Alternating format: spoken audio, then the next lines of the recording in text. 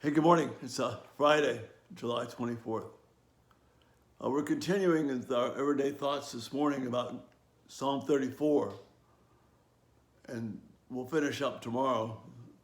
And so this week's morning videos will give you a complete rundown of Psalm 34. No, certainly not exhaustive, but something that you can use as a touchstone when you look at this really special passage of Scripture and how it impacts even the Apostle Peter, and as he writes his epistle, it deeply influences chapters 2 and 3 of 1 Peter.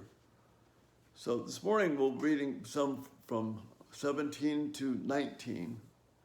Look at those verses. And this is Dale Ralph Davis's commentary and translation, so it'll be a little bit different. If you don't have this is Davis's commentary on the Psalms, and this portion is from Psalms 25 to 37, and the title is In the Presence of My Enemies. And it's really, really helpful material and encouragement to us. So this morning, beginning with verse 17, they cry and Yahweh listens. Yahweh hears. The they refers us back to verse 15, which says, the eyes of Yahweh are toward the righteous. God's eyes are always on us, and we see that so many passages of Scripture. God's eyes are always on us, and that doesn't need to be a source of terror. It's a source of comfort. So again, he's speaking of the righteous, those whom he's called. Not righteous because we're good, but righteous because Christ is good. They cry, and Yahweh hears. And from all their distresses, he delivers them. Notice the word all. From all their distresses, he delivers them. Yahweh is near to the brokenhearted and saves those crushed in spirit. Since the fall, being brokenhearted is part of the human experience, sadly. But the Psalms speak to our deep emotional need, real need, to be comforted by God. And he is there. He will heal us from them. Saves those crushed in spirit. Literally means crushed, pushed down, almost without hope.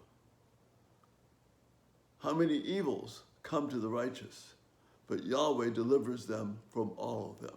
See, there's a reality here. Hard times, hard thoughts, difficult things come to those who love God. Sometimes it's our own mess, but many, many times it's just because we live in a broken, fallen world that's in need of redemption.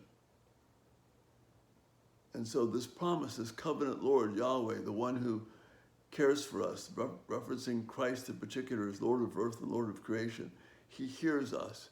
He reaches out to us. He heals us. So listen to these words again.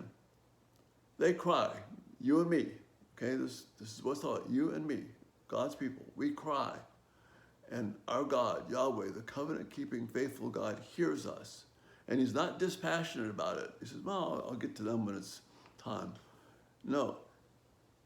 He will reach out to us, and from all of our distresses, he rescues them. All of our issues, he rescues us from it. That's what he's about. This is what Jesus did. The cross is not about simply getting us a get out of jail free card so we don't go to hell. That's part of it. But the main part is the cross means that I can have relationship with God in the middle of my hurt and my brokenness when I'm crushed. Yahweh is near the brokenhearted and saves those who are crushed in spirit. You see, when I'm brokenhearted, I don't especially feel like God is near. That's why we make the Scripture our refuge, because the Scripture tells us God is near, whether I feel him or not, whether I sense him or not. Because Jesus died to be with me.